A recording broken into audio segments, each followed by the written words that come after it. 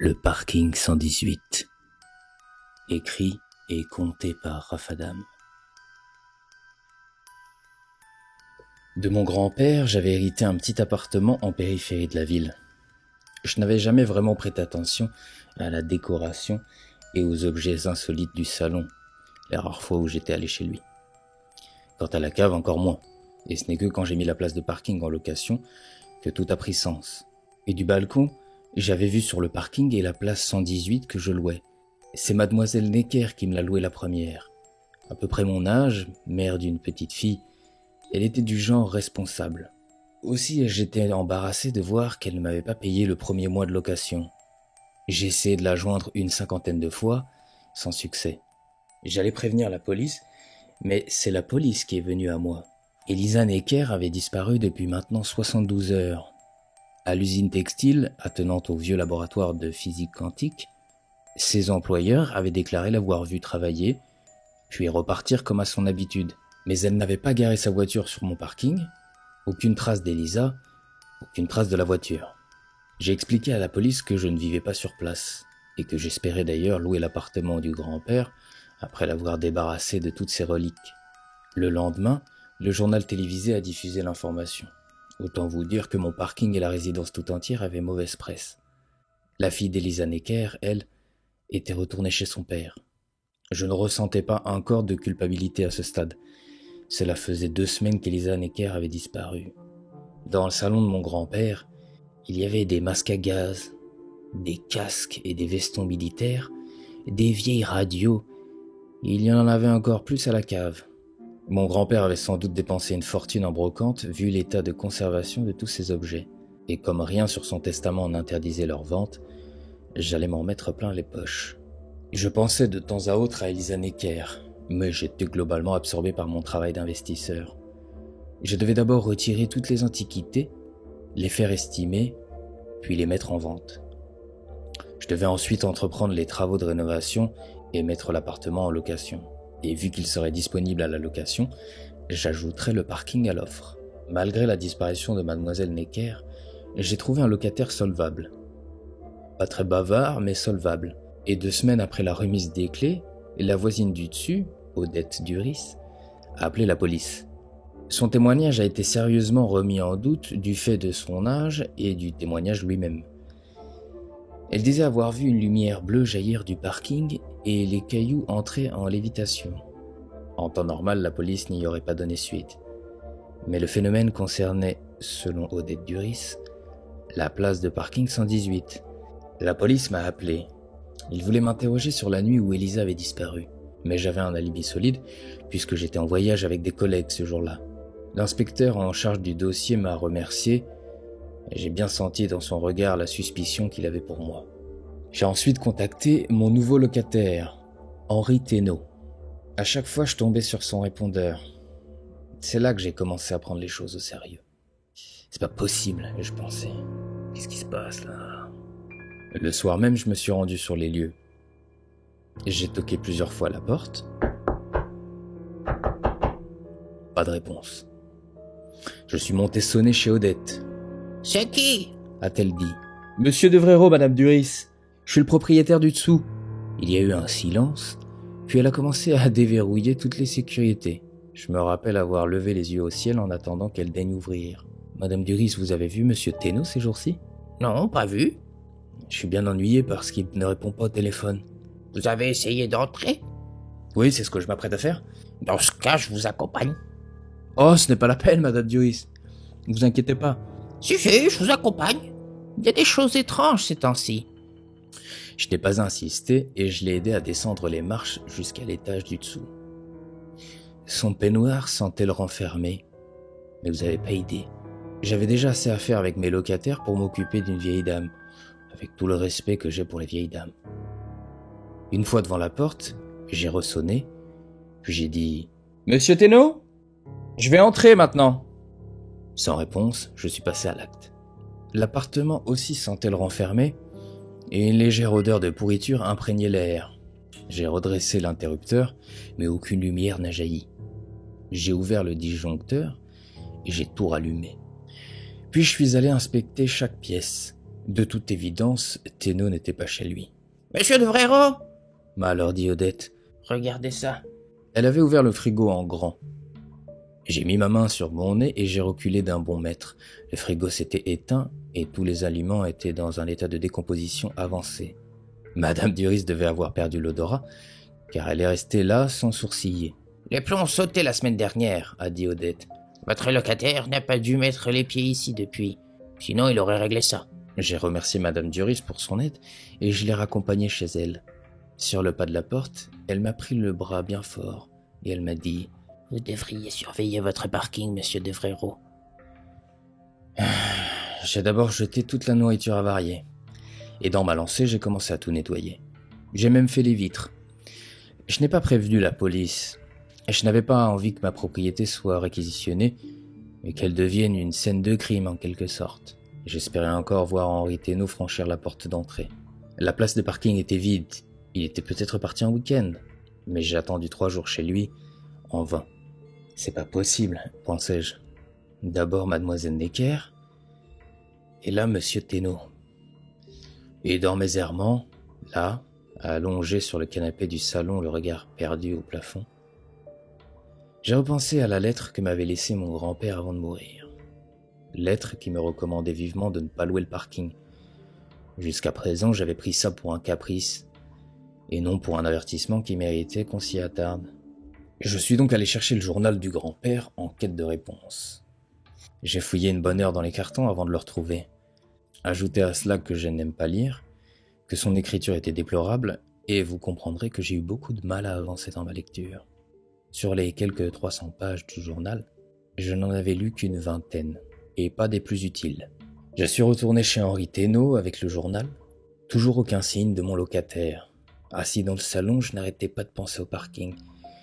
J'allais prévenir les autorités quand Odette a sonné chez moi. À peine ai-je ouvert la porte, elle s'est précipitée à l'intérieur. « Vite, à la fenêtre !» Je l'ai suivie, et c'est là que je l'ai vue. Un rayonnement bleu et des cailloux en suspension. On est resté 1 ou 2 minutes à contempler le phénomène hébété, puis les rayonnements se sont résorbés, et nous n'avons vu qu'un parking ordinaire à peine éclairé par un vieux lampadaire. Nous sommes allés dans le salon, tout abasourdi. Puis Odette a déclaré tout de go. « Je vous avais dit que quelque chose n'allait pas sur votre parking. » Je lui ai promis de m'occuper du problème. C'est drôle quand j'y pense, comme si je maîtrisais la situation. « Vous savez, mon mari veillait tard en général, » a-t-elle ajouté sur le pas de la porte. « Il m'a souvent dit qu'il avait vu une lumière bleue sur le parking. Je ne l'ai jamais pris au sérieux, mais maintenant que je ne dors plus, et après ce que j'ai vu... » Elle me serrait le bras avec une force étonnante. Je la remerciai à nouveau, et je l'ai regardée remonter les escaliers à grand-peine. J'ai décidé de dormir dans ma voiture que j'ai garée sur la place de parking 118. Les premières nuits, rien d'anormal. Du moins, je n'ai rien vu, rien entendu. J'avais juste mal partout à force de veiller tard et de dormir sur un siège auto. Puis un matin, j'ai été réveillé par une légère secousse. J'ai sursauté, la lumière était trop forte, j'ai mis le bras devant mes yeux et j'ai tourné la tête. Et là, par la fenêtre conducteur, j'ai vu la campagne à 5 ou 6 mètres en contrebas. J'ai froncé les sourcils, un peu incrédule, puis j'ai ouvert la portière. J'ai poussé un cri d'épouvante en voyant la distance qui me séparait du sol. La voiture s'est remise à bouger dans un bruit de ferraille. J'ai essayé de me calmer, j'ai repassé un peu la tête pour voir, et j'ai compris que ma voiture était empilée sur 2 autres véhicules. Ma poitrine se soulevait en de généreuses inspirations. J'ai regardé devant moi, puis côté passager. La campagne à perte de vue, et au loin, ce qui semblait être une ville. Puis un bruit de moteur m'a fait sursauter encore. Une escadrille a survolé la voiture, dans un fracas assourdissant. Je me suis enfoncé dans mon siège et j'ai vu par le pare-brise les avions s'éloigner. C'étaient des avions de guerre à hélice. Je tremblais de tous mes membres et j'avais une soudaine envie d'uriner. Cette envie m'a poussé à sortir de là. J'ai commencé à descendre le bloc formé par les 3 voitures empilées. Ma voiture grinçait et ce grincement n'avait rien de rassurant. Elle menaçait de dégringoler. De temps en temps, je jetais un œil pour vérifier qu'elle n'allait pas me tomber dessus. J'ai finalement posé un pied à terre et je me suis éloigné les jambes fébriles. Une quinzaine de mètres plus loin, je me suis assis. J'avais les tempes prêtes à éclater J'ai repris mon souffle, puis j'ai relevé la tête. Devant moi se tenait ma voiture tout en haut, celle d'Henri Thénault et celle d'Elisa Necker. En cet instant, j'espérais encore revenir chez moi. Je suis resté près des voitures, puis j'ai abandonné l'idée qu'un miracle allait se produire, ou que j'étais en train de rêver, que j'allais juste me réveiller d'un mauvais songe. La ville n'était pas très grande. Les rues étaient mal pavées, les immeubles pas très hauts. J'ai tout de suite été l'objet de toutes les curiosités. Les gens parlaient sur mon passage. Ils parlaient ma langue, mais leurs expressions m'étaient étrangères. Mon jean et mon t-shirt rouge contrastaient avec leurs habits ternes. Les femmes étaient toutes habillées pareil, idem pour les hommes. Les variations de couleurs oscillaient entre le gris, le marron et le beige. Je n'allais pas tarder à comprendre qu'il n'y avait ni internet, ni smartphone, que l'époque dans laquelle j'avais atterri était fort différente à la mienne et que le pays était en guerre. Les regards obliques devenaient pesants. J'ai repéré la boutique d'un tailleur et je suis entré. Il me fallait d'autres vêtements. Par la fenêtre, j'ai vu les badauds parler entre eux. Ils pointaient la boutique du doigt. Un homme m'a alors abordé. « Je peux faire quelque chose pour vous ?» Il était en train de faire un ourlet. « J'ai besoin d'une tenue. » ai-je dit. Il a froncé les sourcils, sans doute à cause de ma façon de parler, puis il a relevé la tête, les yeux grands ouverts. « Vous êtes venu avec la fille ?» m'a-t-il demandé. « La fille ? Quelle fille ?»« Une jeune femme qui s'est présentée à moi. Elle disait avoir besoin de vêtements, et elle parlait tout comme vous. »« Elisa Necker ?»« Je ne sais pas, elle ne m'a pas dit son nom. Je lui ai troqué l'une de mes tenues contre ses vêtements. »« D'où sortez-vous ces habits ?»« Oh, c'est une longue histoire. » Elle m'a répondu ça aussi. De toute évidence, Elisa avait eu la même idée que moi. Et tout comme elle, j'ai pu troquer mes habits contre une tenue d'ouvrier. L'homme n'était pas un collectionneur, mais mon accoutrement le fascinait. Heureusement d'ailleurs, car je n'aurais pu payer par carte. Les commerçants n'acceptaient que des pièces, dont certaines trouées en leur centre, et de longs billets. C'est en constatant que je n'avais plus de batterie sur mon portable que j'ai eu mon premier coup de nostalgie. Je me suis rendu compte à quel point j'étais attaché à ma vie d'avant, plus que je ne le croyais. Dans les rues, on avait cessé de me dévisager. Ainsi vêtu, je passais inaperçu. Les hommes devaient être à l'usine ou sur le front, car il n'y avait presque que des femmes. Elles nettoyaient le linge, à même la rue, dans des cuves en bois. J'essayais de me concentrer sur la marche à suivre, mais mon regard était toujours happé par ces curiosités. J'étais tenté d'interroger la population. Peut-être avait-il vu Elisa. Puis j'ai eu l'idée d'aller à l'institut de physique. Si j'avais effectué un saut dans le temps, seul un physicien pourrait m'aider à revenir. J'ai même pensé pendant un temps à une expérience ratée. Le laboratoire de physique quantique n'était qu'à 2 kilomètres de là où je vivais. Or, je savais qu'il avait au moins 70 ans d'existence. J'avais bon espoir qu'il existait bel et bien à l'époque où j'avais atterri. J'ai toujours eu un bon sens de l'orientation. Aussi me suis-je presque félicité de trouver l'emplacement du labo sans carte ni repère. Maigre consolation pour l'ego. J'avais peut-être le labo de physique quantique devant moi, mais j'étais perdu dans l'espace-temps. Globalement, la façade était la même. Elle était juste plus neuve et les marches étaient plus blanches qu'à mon époque. J'allais gravir ces marches 4x4 quand une silhouette m'intrigua. Je me suis approché et j'ai ouvert grand les yeux en constatant que c'était Elisa Necker. Elle dormait à même la rue, près des ordures. Elle a relevé son visage noirci et en me voyant, elle s'est mise immédiatement debout. Elle a trébuché contre quelques ordures, puis elle s'est élancée vers moi les bras tendus. Elle s'est mise à pleurer contre moi. Et malgré l'odeur nauséabonde qu'elle dégageait, je n'ai pas eu le courage de la repousser.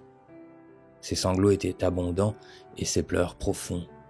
Un mélange de détresse et de soulagement, d'épuisement physique et mental, de joie d'avoir quelqu'un avec qui partager sa mésaventure. Je n'ai pas compris ce qu'elle me disait, si ce n'est que sa petite fille lui manquait. En la voyant ainsi, je me sentais coupable de sa situation. Et ce sentiment m'empêchait moi-même de tomber dans le désarroi le plus total. C'est donc un homme décidé et une femme désespérée qui se sont présentés à la réception du labo. La réceptionniste nous a fait patienter. Elle a passé un coup de fil, et de là où j'étais, je n'entendais pas bien la conversation. Elle semblait chuchoter. De temps à autre, elle nous lançait des regards. Et des ingénieurs et des scientifiques parlaient dans le hall d'entrée. L'attente devenait insoutenable. Je me suis levé et j'ai interpellé le groupe de scientifiques.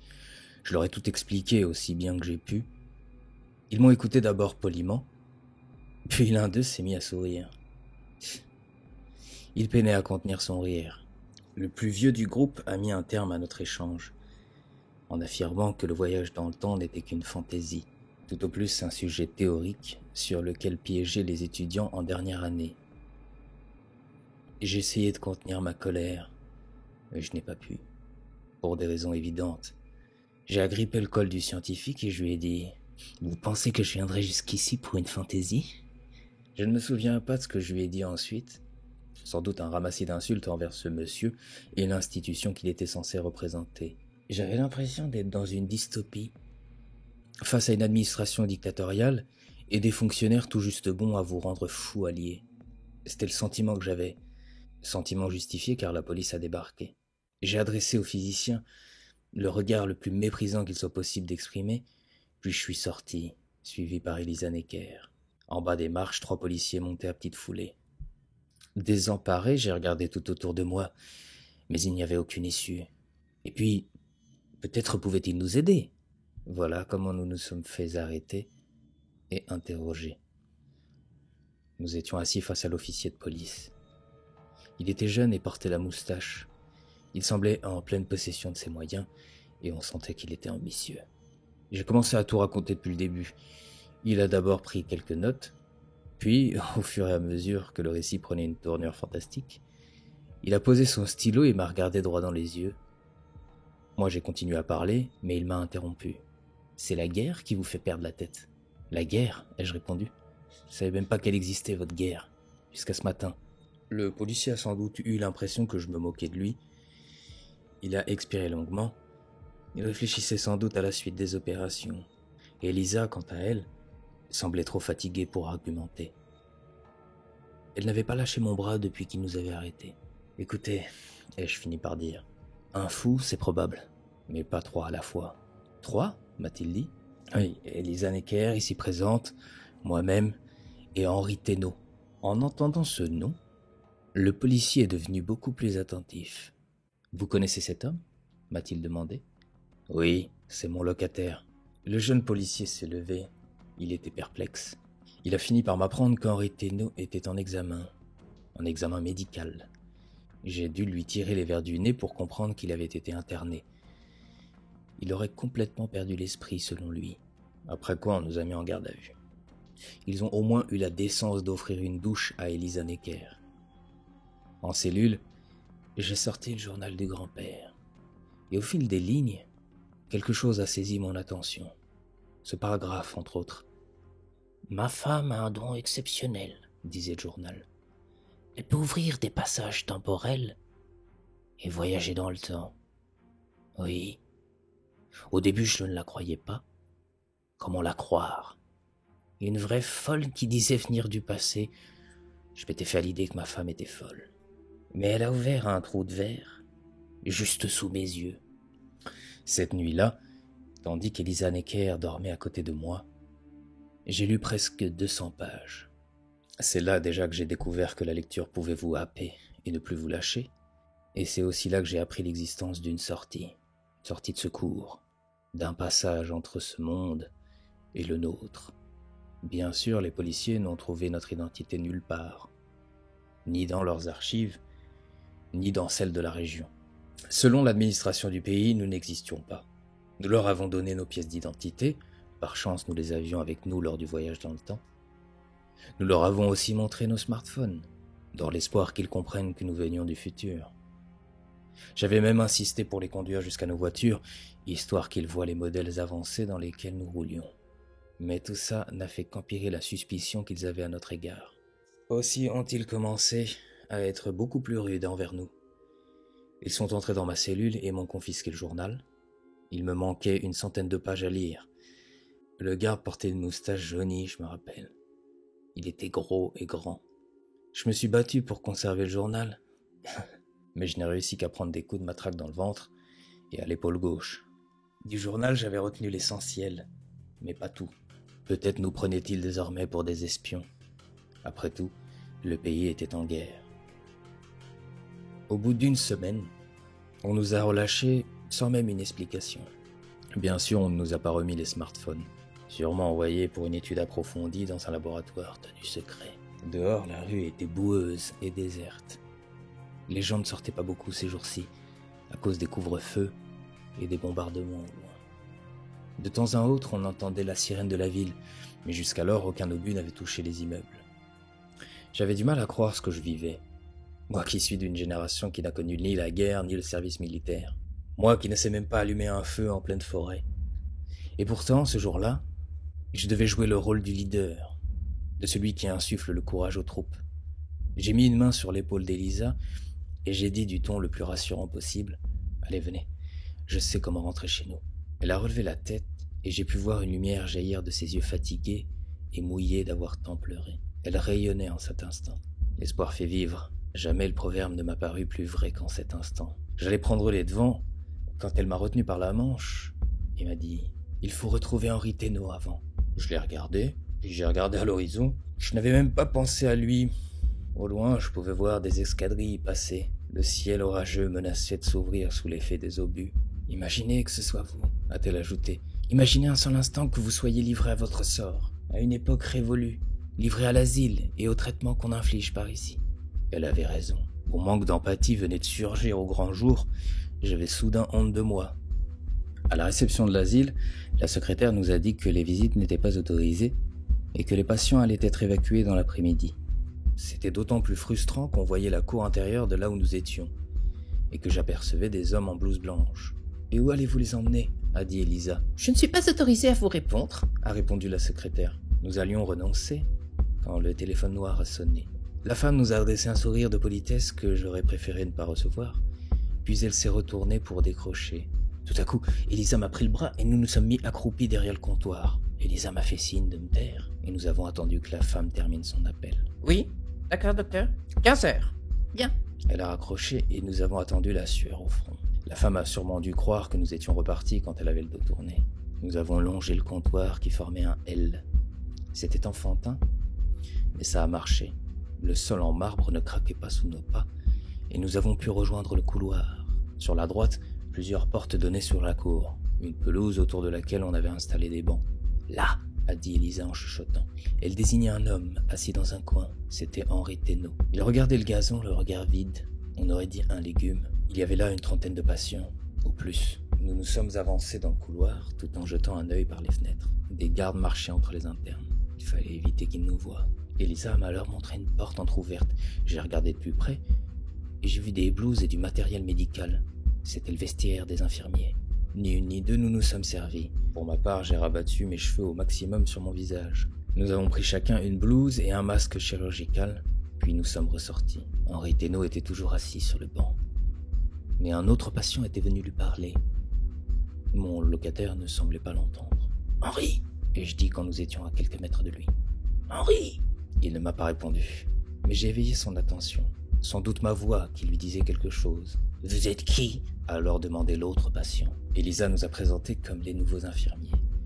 Au début, elle s'en est bien sortie, mais l'homme, atteint d'un trouble sévère de la paranoïa, en est vite arrivé à remettre en question son affirmation. De mon côté, j'avais eu le temps de parler à Henri. Il a relevé la tête et j'ai perçu dans son œil qu'il me reconnaissait. Il n'a rien dit, mais son regard en disait long. Des larmes ont commencé à envahir ses yeux. Il a tendu ses bras vers moi. Il tremblait de tout son être, puis il ne m'a plus lâché. Soudain, une sonnerie a retenti. C'était l'appel.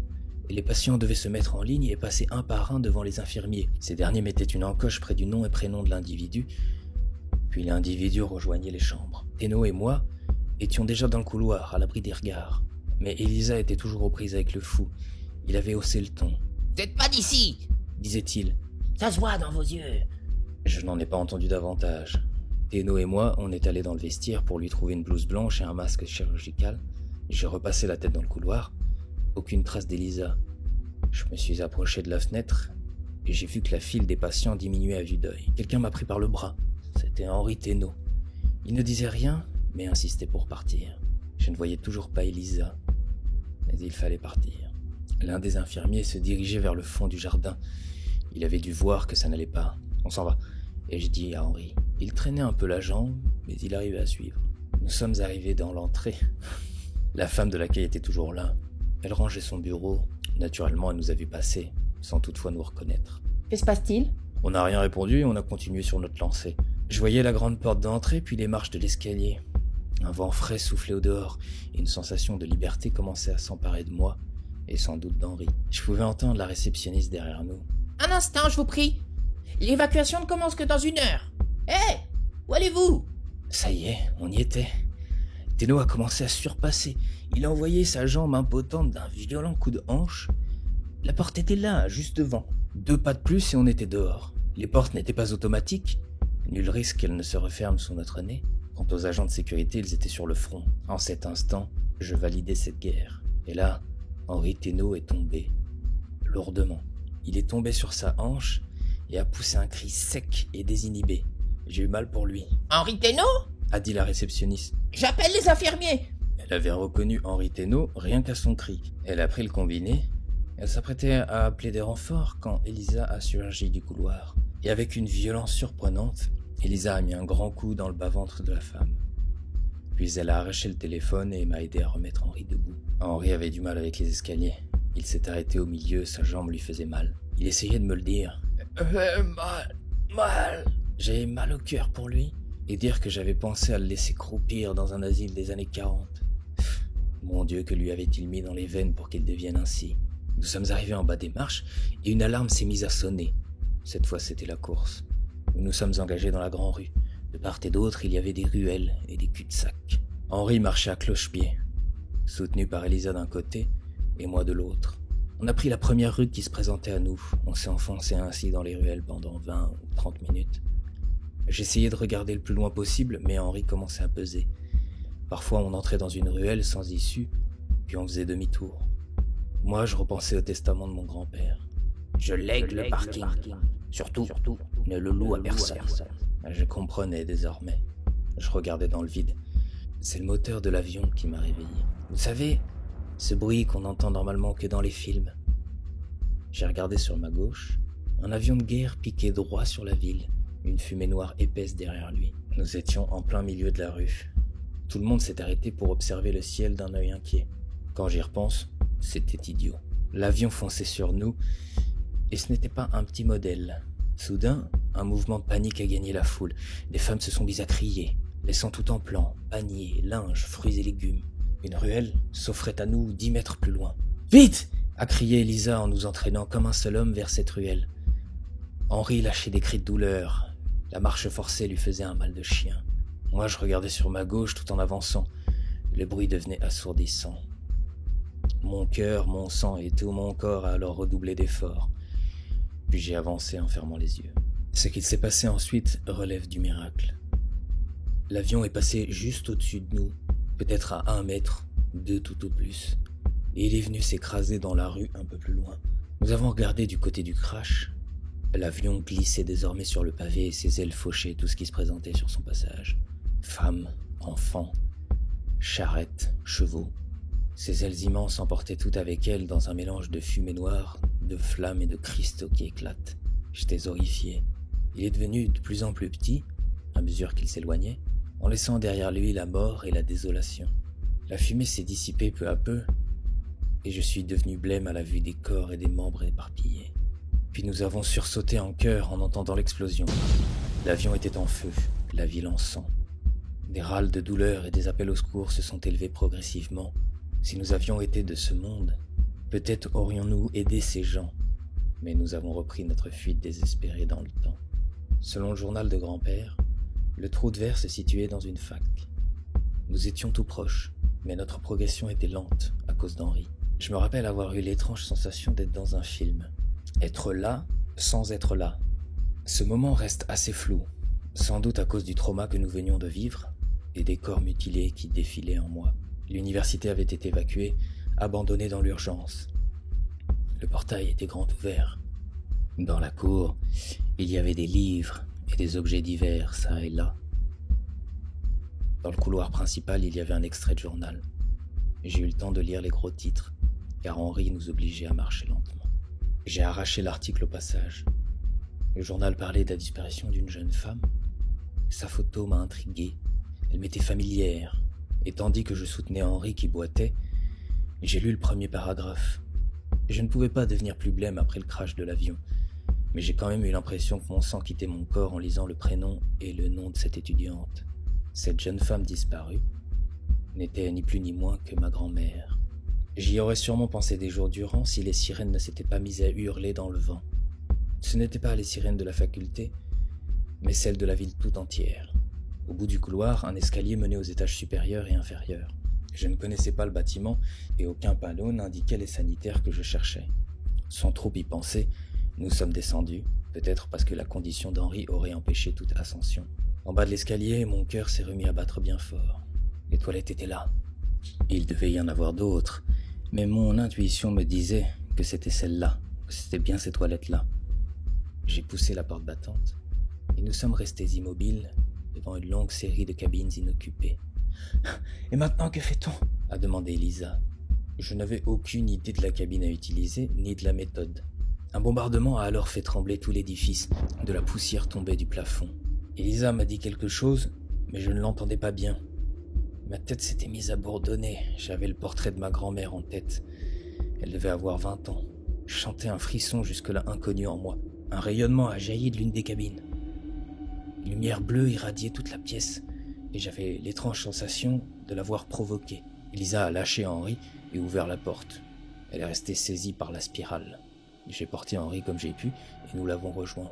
La cabine semblait s'ouvrir sur l'univers. J'ai pris Elisa par la main, et nous avons franchi le portail.